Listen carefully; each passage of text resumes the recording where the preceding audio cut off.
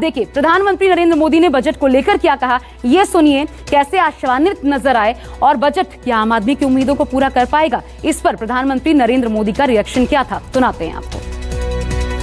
वर्ष 2021 का बजट असाधारण परिस्थितियों के बीच पेश किया गया है। इसमें यथार्थ का एहसास भी और विकास का विश्वास भी है। कोरोना ने दुनिया में जो प्रभाव पैदा किया, उसने पूरी मानव जाति को हिलाकर रख दिया है। इन परिस्थितियों के बीच आज का बजट भारत के आत्मविश्वास को उजागर करने वाला है और साथ ही दुनिया में एक नया आत्मविश्वास भरने वाला है। आज के बजट में आत्मनिर्भरता का विजन भी है और हर नागरिक, हर वर्ग का समावेश भी है।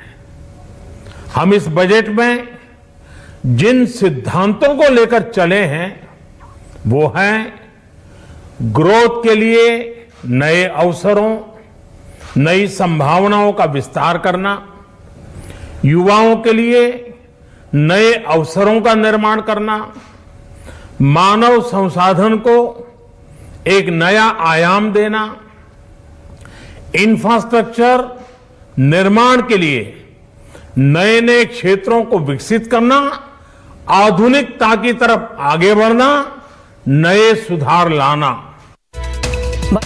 में वित्त मंत्री ने बजट को ऐतिहासिक बताया। कारण हेल्थ सेक्टर में 137% जो इजाफा किया गया है उसको लेने के कारण। तो कोरोना के संकट काल ने दुनिया को यह बता दिया कि सेहत से बढ़कर कुछ नहीं। इसका असर भी बजट में देखने को मिला। जान है तो जहान है, प्रधानमंत्री ने भी कहा। और इसी को ध्यान में रखते हुए इस बार के बजट में हेल्थ सेक्टर के खर्च में बम्पर बढ़ोतरी की गई। हेल्थ सेक्टर के लिए सरकार के पिटारे से क्या निकला, देखिए इस रिपोर्ट में।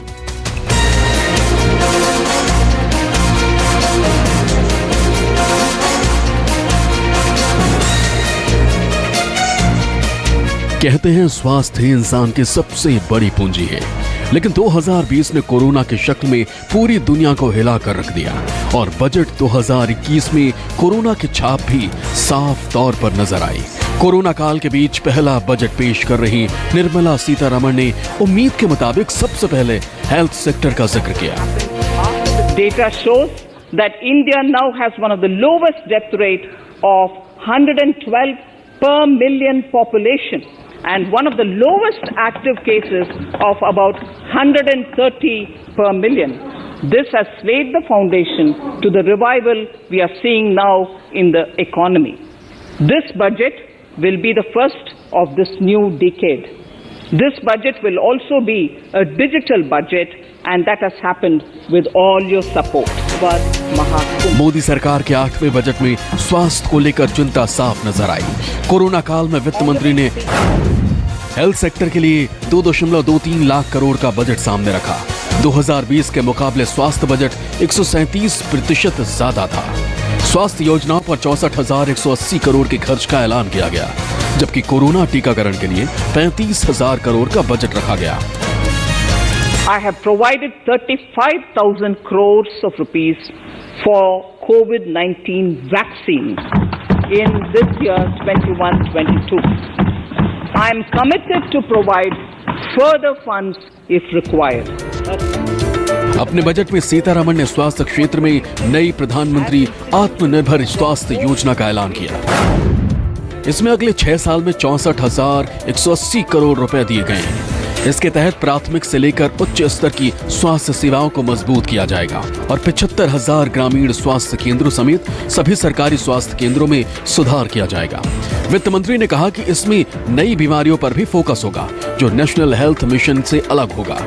मिशन पोषण 2.0 को जल्द शुरू करने का भी ऐलान किया गया।